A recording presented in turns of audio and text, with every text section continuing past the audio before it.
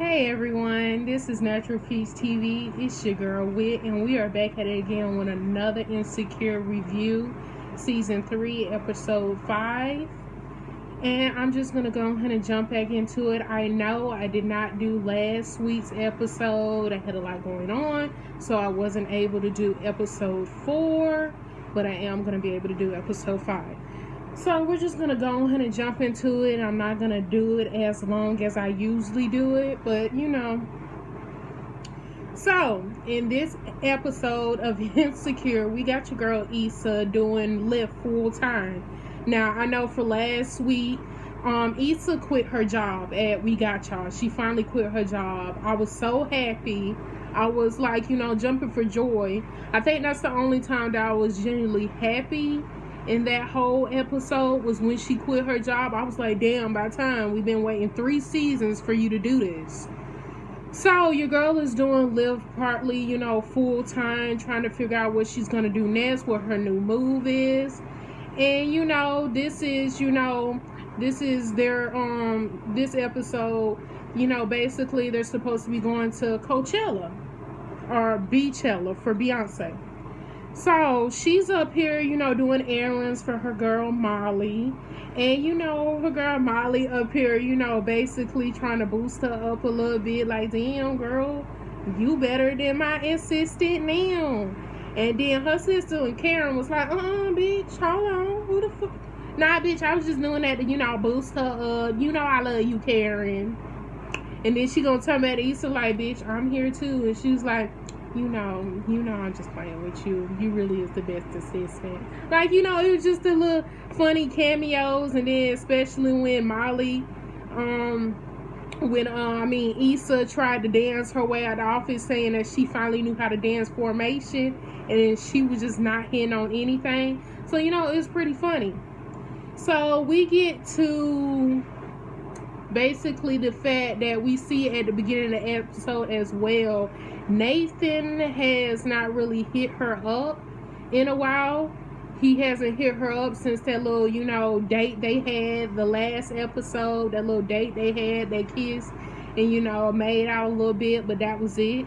It could have been more if the little boy didn't erupt. The little badass little boy, if he didn't erupt, I'm telling you, we don't know what would have went down. So, as we go later on into the episode, we see that, Issa is on her way out the door, going to Coachella. She putting up on her door that, the maintenance, like, basically herself is not going to be there for a few days. So if they need any help, bitch, go somewhere else. Because, a bitch, trying to live her best life.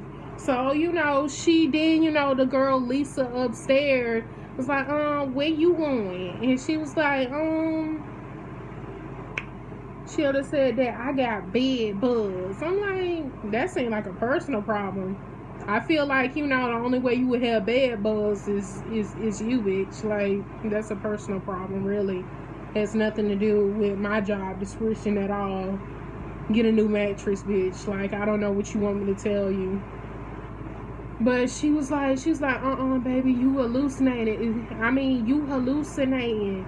Especially right now. I'm not even here. I'm a ghost. Boo. And then the girl got scared and ran to the house, and it was just funny. So, then we got Kelly and Tiffany in the cut waiting for your girl Issa. Issa jumped in the car, and she found out that Molly decided that she wasn't going to go. Now, also in last week's episode, Molly decided to take a different route from what route she was supposed to take. She was going to finally start helping out, doing a helping hand instead of trying to be, top dog all the goddamn time. And we thought, she had learned her lesson. She had got, kikied it up with the black co-workers, the black women at her job. And, we thought it was all going to be good, fine and dandy. But then, she ended up going for this douchebag of a lawyer. She ended up going with this douchebag of a lawyer, and I felt like, really, Molly? Do you ever learn from all the mistakes that you done made? No. She likes to take the hard way out of things, and that's just her. She don't want to make it easy on herself at all. So, she think that this is going to get her a fast track onto being a partner where she wants to be, and it's not. So basically, old dude as usual is still cutting her off. She's not really getting a voice in. And then she decides that she's gonna take on this work. And it's like, no, I'll do the brief. I'll do the brief. I'll do the brief. And I'm like, okay. Because I knew it was gonna go wrong. We all knew it was gonna go wrong. So she ends up basically saying that, she can't go to Coachella. And then when Issa finds this out, of course, Issa convinces her to come. And then, like, it was so funny when she was in the back. She's like, bitch, I need you. You can't leave me with these whack-ass bitches. I was like, really? I feel like it's always that dynamic in groups. It's always that one person that you kick it with more than the others. And you could have about, 4 or 5 best friends, but it's always that one. That's why when they say you only have one best friend, it's that one best friend that you kick it with more than the other one. So we move on from that. They finally get to Coachella. And, it's cute and whatever. Of course, Kelly cracking me up as fucking usual. She got fucking high. Should have said it's Miley's fault. I timed it out just right. We was supposed to already be at Coachella, and I would have been turning up there. And then, it was just so funny. And then Tiffany, we got her pregnant ass basically about to go to sleep and key over any minute now. And, it's just, she was like, no, don't lay down, because if you lay down, you just gonna fall asleep. And she was like, nah. Kelly was like, nah, she pregnant. And she over here dazed and confused, and Tiffany all sleepy and shit. So, ain't really a no turn up right now. So when Kelly finally get there, everybody is falling asleep. Issa, basically she dressed up, but she sleep. She dressed up and got ready, but she fell asleep too. So basically, Molly take this opportunity to finish the brief up, and she was able to finish the brief up and send it off. So after that, they finally wake up and Issa banging those pots and pans. Personally, Issa would have got knocked the fuck out of, because, bitch, don't wake me up in the morning, especially early in the morning. I'm not a morning person. You'll get cussed out, you get some thrown at you, or you get hit. And you can pick and choose which one you want, because you might get all three. So, she banging the pots and pans, waking up, saying that, we can't do like we did last night. We came here to turn up, so that's what we gonna do. So, Issa basically made out a whole schedule of what they was going to do when they got to Coachella. But Nathan, that had messaged her in a few days, ended up messaging her and was like, hey, I caught a last minute ticket. I'm down here at this black pool party. Come through. So, Issa changed her plans for him. And let me just say, I was like, Issa, do you ever learn to stop navigating yourself around a dude and what he doing? I be so disappointed sometimes in Issa and the shit she do. But anywho, so they get there to the pool party, and then of course, when they get there, Nathan, he like, Issa, and Molly's like, oh, I see why you wanted to come, bitch. Really, you had your own motherfucking motives, bitch. You don't care if we have fun or not. You got your own motive. And he's like, I know what you talking about. I didn't even know he was gonna come. Like, Issa, he messaged you. You knew he was coming. Like, really? So they pop Molly's and basically get turned. Issa and Nathan. Basically, this whole episode was so fucking booed up. They were so booed up. I'm like, y'all basically in a whole relationship, but not. So that was just a moment for them. Molly, she on drugs, and she shouldn't be, because this bitch is telling her whole life story. And the black dude went with it. He was like, oh, fuck no. That's just way too much drama being thrown. So he decided to switch her over to the little Chinese dude that was one of Nathan's friends. He was like, oh, yeah, you got her. And then he just left. He was like, nah, I came here to turn up, not turn down. Especially not for her depressed ass. So basically, they get to Coachella. And they end up getting a spot in Coachella. And Tiffany was like, if we don't save our spot, we gonna lose it. But then, of course, everybody ended up breaking off doing their own thing. Kelly went and got food. Molly, basically, she stayed with Tiff, but she all over the fucking place. She so, fucking lit and turned up. And then, like, she tried to sit on the ground. He was like, no, if you sit down, bitch, you'll be knocked out. And we just ain't got time to be picking you up like that. So they go on, and then Nathan and Issa basically went and got water. Right, water. So they end up getting water. And what was so funny that, usually when Issa do her rapping cameo, she's doing it in her head. But because she's so high, she didn't know that she was saying it out loud. And he was just vibing when he was like, okay, spit your bars, bitch. Do that. And Issa was like, oh shit, I'm saying it out loud. And you're like, yeah, bitch, you saying it out loud. So they get on the Ferris wheel. Let me just say, the whole Ferris wheel tea, I mean, it was emotional in its most vivid form, because Issa basically is talking about, Nathan was talking about how he admired Issa, and the fact that, she seems like, such a put together strong person. And she had to let him know, like, no, bitch, I'm the most dysfunctional motherfucking person. I don't have my shit together. I don't even know what the fuck I'm gonna do. Like, I'm trying to put it on this brave face so my friends don't worry, but I'm scared shitless. Like, I literally don't know what I'm doing with my life. And he was like, to make her feel better, he was like, well, you were brave enough to quit a job that you didn't like.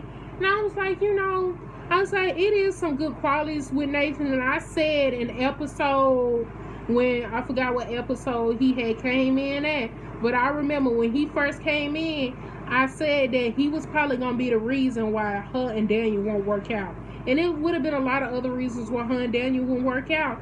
But I was like, the way they set it up, they set him up to be like a main character for this season. So, they end up fucking on the goddamn Ferris wheel, because that's what we do. Especially when a bitch like me went scared of fucking heights.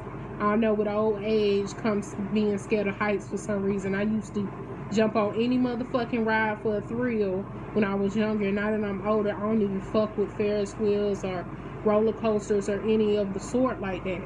So they fuck. I was like, oh shit, titty suck, because he took titty out, was sucking on it, and then moved them petties to the side and fucked the shit out of it. And I was like, finally, bitch, you get some dick. Finally.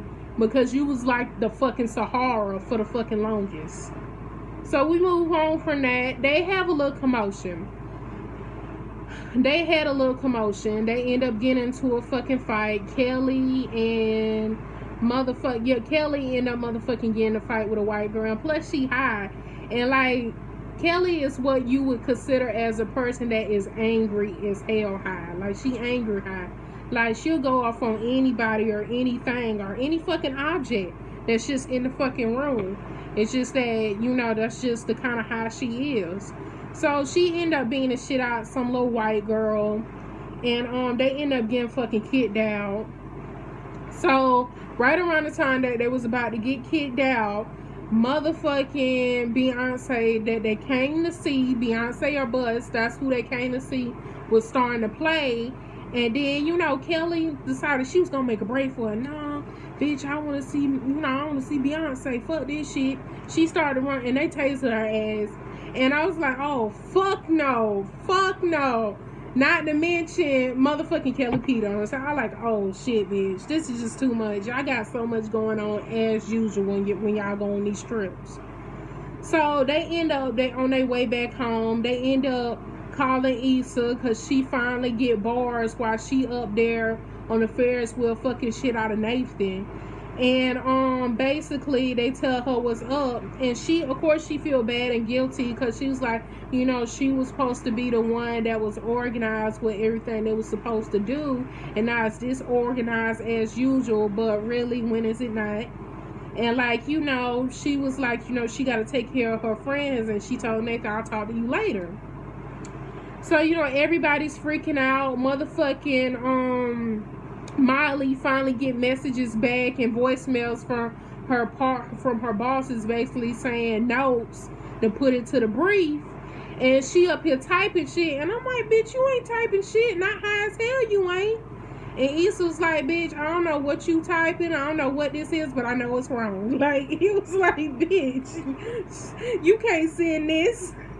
They'd be confused how the hell you lose your job immediately. Like, and then, you know, motherfucking Kelly just staring motherfucking Issa down, yelling at her and this and that. It was like, bitch, this all your motherfucking fault. This all your motherfucking fault. And then we got Tiffany in the damn closet freaking out, calling her husband Derek because she accidentally ate some weed brownies. I was like, oh my fucking God. It's so much going on in this goddamn episode.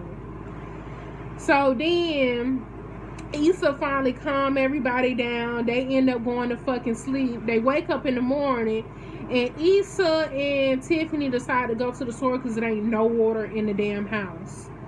So they go to the fucking convenience store, and you know, Tiffany and Issa have a heart-to-heart, which is the first time for anybody to see Tiffany have a heart-to-heart with anybody, because she usually, you know, the one that basically be all about her shit, really, and she's very uptight, and she keeps to herself, and you know, pretty much this and that. And not to mention, you know how I say that, like I said, in every group is one person that you really fuck with, and we all know Tiffany and Kelly are like this, just like Molly and Issa are like this. So, you know, it was just, you know, real good to see that dynamic. And she's scared because she don't know what the future holds for them. She don't know if they're still going to be friends. She already feels like, you know, she's being left out of a lot of stuff. And, you know, it was just basically a lot of insecurities and anxieties that she's been building up for the last couple of months. And considering that the baby is almost here, about to be born. So, Issa finally going to the convenience store. She looking for the water. She can't find it. She go to the front. And guess who the fuck it is in the front? Fucking Chad. And I'm like, oh, fuck no. We were just talking about your corny ass, you know, in the last episode with that lame ass ass you had on that fucking chair. On that bench, I meant to say. And then he was like, oh, shit, look who it is. And then she was like, you know how you do that? Oh, like, I really could have went a long ass mother. I could have went like without life would ever seen your ass again. That's the kind of face that Issa had. And then, you know, he was like, hey, look who it is. And he looked that way. And then Lawrence popped up. I'm like, oh, fuck no. Wait a minute, bitch. What the hell? I know damn well y'all didn't bring Lawrence back. What happened to growing? What happened to once you break up with an ex? In reality, you will probably never see that ex again. What happened to that? But no, of course they had to bring Lawrence back, and I'm pissed because I was like, you know, I'm not really that big of a fan of Lawrence. I was more of a bigger fan than Daniel than I was Lawrence. And that's funny considering that, you know, Daniel was the side nigga and motherfucking Lawrence was the main. I don't know what it is. I just felt more relatable with Daniel. But I was like, really? Y'all cut Daniel out to put Lawrence back in? How dare you motherfuckers do that? So, you know, next week episode, we basically don't see that dynamic and what's been going on with Lawrence. Like, I give a fuck. I feel like I want to skip the fucking episode, but y'all lucky I like Insecure way too damn much to do it. And then, basically, Issa, you know, basically asking him, do he want to get back with Issa? And I'm like, fuck no. Don't nobody want to see that relationship work. I don't want to see them back together. That was dysfunctional as hell. I was like, I don't even realize how they had, you know, stayed with each other for 5 years. I really feel like Issa and Lawrence was just lazy as hell. And, you know, that's the reason why they stayed together the first fucking time. But if they do it again, you know, it's gonna be whatever. But, you know, y'all tell me what y'all think about this. And this is, you know, been a real interesting episode. I really liked it. It was really cool. It was a more interesting, you know, than last week episode. Not that last week episode wasn't. It's just, you know, for this whole half season, it's just been like, you know, borderline chill mode, basically. Ain't nothing real serious been really fucking going on. So, you know, y'all tell me what y'all think. Y'all also tell me what else y'all might want me to review, what else y'all might want me to see, what else y'all might want me to react to. And then, you know, that's gonna be it, and I will see y'all next time. Peace. If y'all see the peace sign.